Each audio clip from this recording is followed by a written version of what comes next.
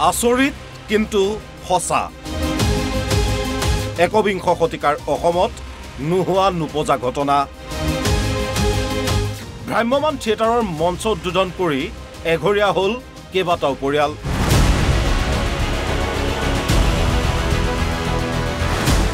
ঘটনাৰ স্থান কামৰূপৰ শিলিগুৰি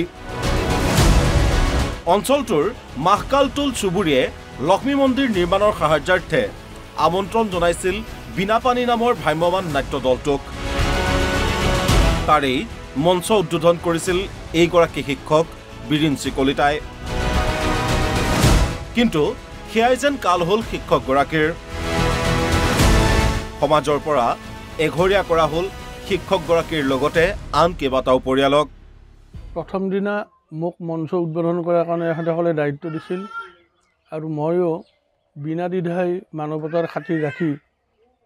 এই থিয়েটাৰৰ মঞ্চখন উদ্বোধন কৰিছিলোঁ থিয়েটাৰ 3 দিন চলিল 3 দিন চলাৰ পিছত 4 নম্বৰ দিন পাৰ হ'ল 5 নম্বৰৰ দিনা শিলগুৰি ৰাইজগৈৰহে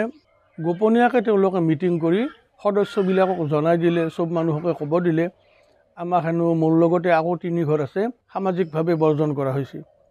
মোৰ ঘৰত কোনো মানুহক যাব নেদে মোক কাকো মাতিব নিদিয়ে আজি 1 মাহ 21 দিন পিছত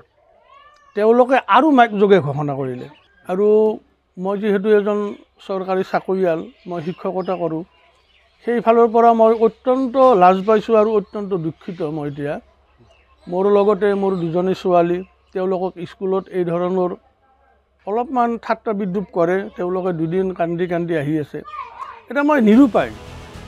সমাজৰ অনুমতি নোলোৱাকৈ ভ্ৰাম্যমান নাট্য দলটিক আমন্ত্ৰণ জনোৱাৰ বাবেই সমাজৰ পৰা এঘৰীয়া কৰা বুলি জনালে স্থানীয় লোকে থিয়েটাৰ চোৱাটোৱে অপৰাধ বুলি ক'ব লাগিব থিয়েটাৰ চোৱাটো অপৰাধ নহয় যদিও আমাৰ গৌৰৱে কৰা এটা সিদ্ধান্ত আছে আমাৰ সংবিধান এখন আছে আমাৰ সংবিধানৰ কথা যিয়ে অমান্য কৰে বা সংবিধান অনুযায়ী আমাৰ সমাজখন চলি আছে পৰিচালিত হৈ আছে গতিকে সেইমতেই চলি আছে আৰু তেওঁ মানে চাব নালাগে বুলি কি কাৰণে সিদ্ধান্ত লৈছিল আপুনি আমাৰ গৌৰৱৰ কোনো অনুমোদন নলোৱাকৈ সেই মানুহকেইজনে থিয়েটাৰ মাতিছিল আৰু সেই কাৰণতে আমাৰ মানুহখিনি হেৰি হৈ বেয়া পায় বা হেৰি খঙা লৈ পেলাই তেনেকৈ হেৰি কৰিলে কথা হ'ল এনে তথাকথিত সমাজৰ আচলতে প্ৰয়োজন আছেনে এনে সমাজে সংবিধানৰ দোহাই দি কৰা সকলো কৰ্মই গ্ৰহণযোগ্য হয়নে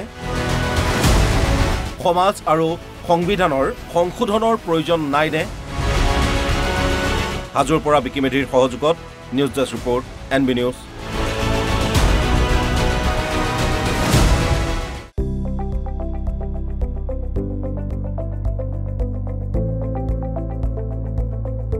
NB নিউজ